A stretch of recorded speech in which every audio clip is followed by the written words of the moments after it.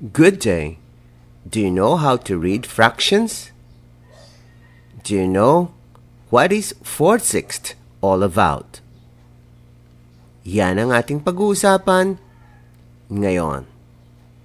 In this video, we are going to define the meaning of fraction, the parts of a fraction, how to read a fraction, and how to write both in numerals and in words. Are you ready? Upang mas lalo nating maintindihan kung ano ang fraction, kinakailangan natin gumamit tayo ng isang mansanas, isang buong mansanas. To demonstrate a fraction, we need 1 whole of an apple. Kapag pinaghati natin ang mansanas into 2 equal parts, ito ang mangyayari sa kanya. Kailangan ng hati ay pantay-pantay o ang tinatawag nating hating kapatid. Kapag nahati natin ang mansanas sa dalawa, ito na ang itsura. Ang isang buo, pag hinati, ay may 2 parts. Ito ang isang part. 1 part is called 1/2. I repeat, 1/2. Paano natin isusulat? Mamaya, pag-aaralan natin kung paano sinusulat sa salita. 1/2 is written as ONE-HALF.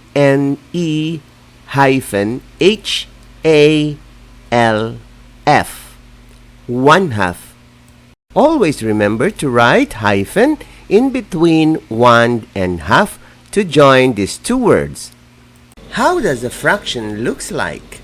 From our previous example, 1/2 looks like this. The number above the line is called numerator. Again, numerator. Again, numerator.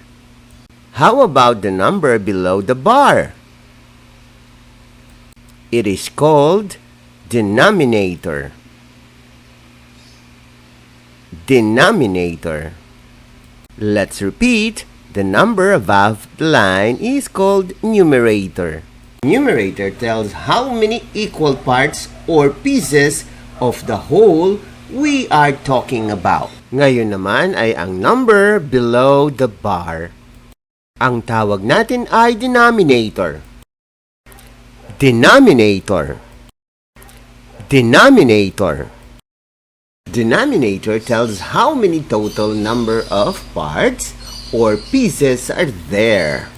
So, ang keyword dito ay total number of parts. Upang mas maintindihan pa natin lalo ang fraction, gagamit tayo ng pinakamasarap na pizza sa buong mundo. Hahatiin natin ng 2 ang buong pizza. Dahil hindi natin makakain ng buo ang isang pizza, hahatiin natin ng 2. Ito ang isang part. Ito naman ang pangalawang part. 1 whole pizza is cut into 2 equal parts. Kapag pinagsama mo ang 2 half, we call that 2 halves. Remember its silent L. I repeat, 2 halves. What if the question is, what fraction are the red parts? Anong sagot? The answer is 2/6. Paano? Bilangin kung ilan ang red parts na tinutukoy sa tanong. Ilan? Meron siyang 2 parts. This number becomes our numerator. Now, the next problem is to find out what is the denominator. Ang denominator ay kung ilan ang total number of parts. Ilang merong total parts ng ating figure? There are 6 parts. Therefore, our answer will be 2/6. 2/6 is written in words like this.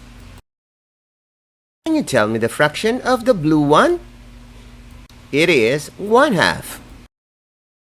How about this? Can you tell me the fraction of the red ones? It's 2/2. What fraction are the red parts? It's 3/6. How about this one? It is divided into 4. Now the question is, what fraction are the red part? The fraction is 2/4. How about this?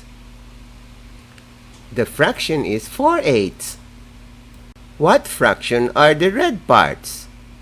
It has 2 parts, and the total number of parts is 3. Therefore, the fraction is 2/3. In this figure, can you tell me how many reds are there? There are 3 reds among the 5 parts. So, the fraction is 3/5. How about these oranges? Can you tell me what fraction? Yes, it's 5/5. How about this? There is only one yellow part. Can you tell me? Yes, it's 1/10. Always remember that when you have a numerator of 1, do not include as in your denominator as in 1/10.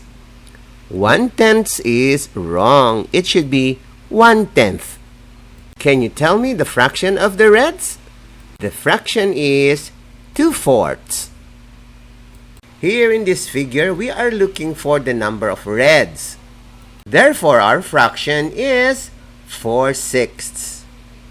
We are looking for the blue parts. Can you guess what is the fraction for this particular figure? There's only one part, which is the blue one. Therefore, the fraction is 1/6. So we are still looking for the number of blue. The fraction is 1/6. We are still looking for the number of blue. Can you guess the fraction? The fraction is 1/6. If we are looking for the number of reds, what will be the fraction? The fraction is 1/4. We are looking for the number of yellow. What will be its fraction? The fraction is 1/5. In this figure, we are looking for the number of yellow. What is the fraction? It is 1/10. We are looking for the fraction of the green part. What will be its fraction? It is 1/8. Congratulations to the 3 IVFC kids who bagged the awards on gold, silver, and bronze.